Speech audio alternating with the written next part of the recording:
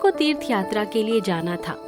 वैसे तो इन सभी भाइयों के अंदर अलग अलग शक्तियां थी, लेकिन फिर भी माँ को इनकी चिंता थी और उसी चिंता के चलते एक दिन की बात है, माँ ने सभी भाइयों को बुलाया और कहा, बेटा, तुम लोगों में आपस में बहुत प्रेम है और मैं चाहती हूँ कि ये प्रेम हमेशा बना रहे, और मैं जाने से पहले तुम लोगों को कुछ देना चाहती हूँ।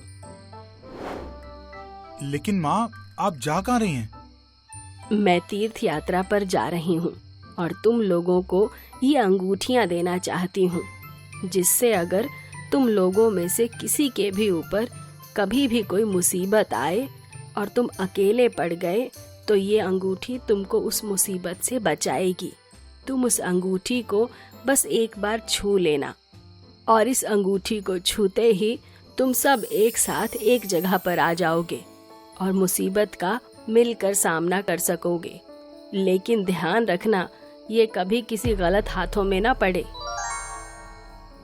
ठीक है माँ, आप आराम से तीर्थ यात्रा पर जाइए, हम सब ध्यान रखेंगे। लो, ये अंगूठियाँ सब पहन लो। ठीक है माँ। सब माँ से एक एक अंगूठी लेते हैं और पहन लेते हैं।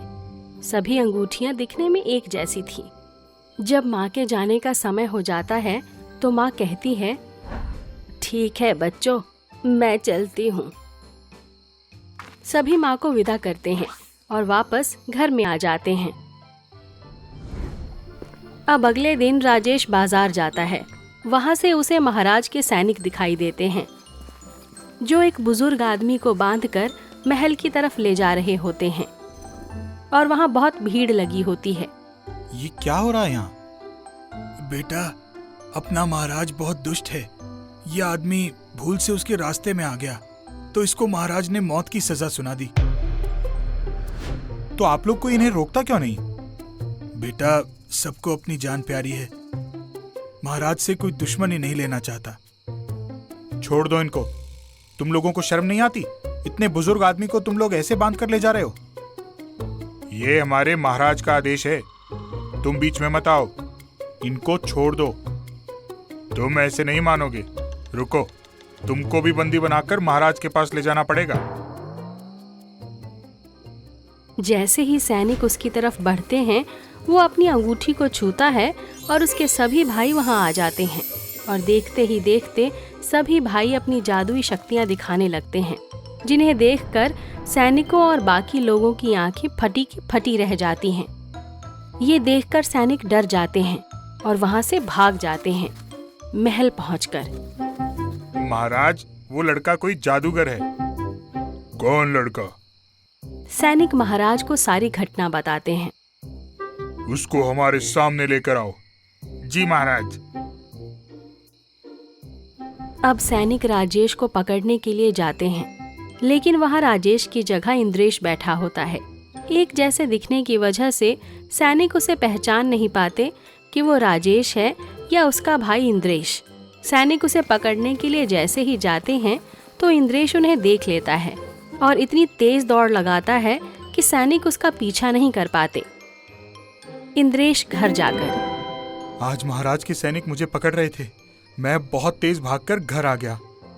तभी राजेश कहता है, वो तुमको नहीं, मुझे पकड़ रहे थे। कल हम लोगों ने जब उस बुजुर्ग की जान बचाई ना, उसकी वजह से महाराज ने मुझे पकड़ने के लिए भेजा था उन सैनिकों को। लेकिन शक्ल एक जैसी होने की वजह से वो तुमको मैं समझने लगे और तुम्हारा पीछा करने लगे।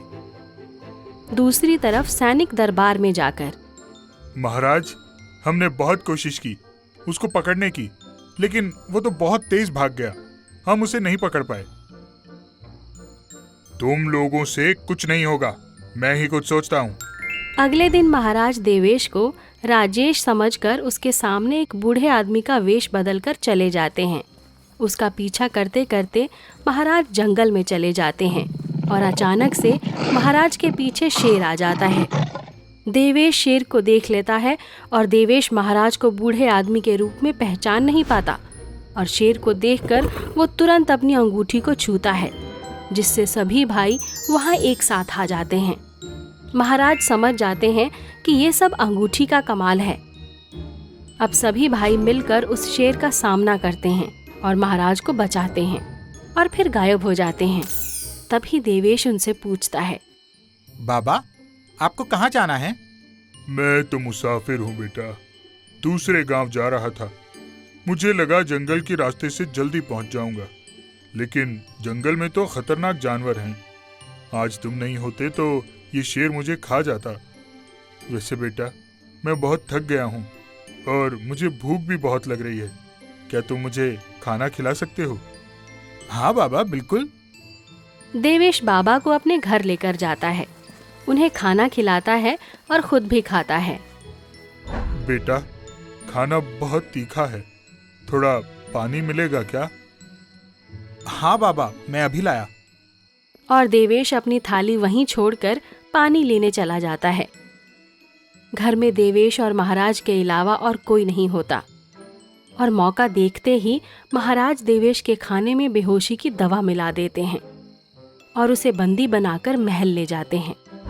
जब देवेश को होश आता है तो वो खुद को महाराज के सामने एक कम रोशनी वाले कमरे में पाता है। ये मैं कहाँ हूँ? अब तुम्हारी सारी शक्तियां खत्म हो गई हैं, क्योंकि तुम्हारी अंगूठी तो अब मेरे हाथ में है। अब तुम कैसे बचोगे? अब जिंदगी भर तुम उसी कमरे में सड़ना। मैं एक काम और करता हूँ, इस अंगूठी की मदद से तुमको कबूतर बना देता हूँ, तो यहाँ फड़फड़ाते रहना।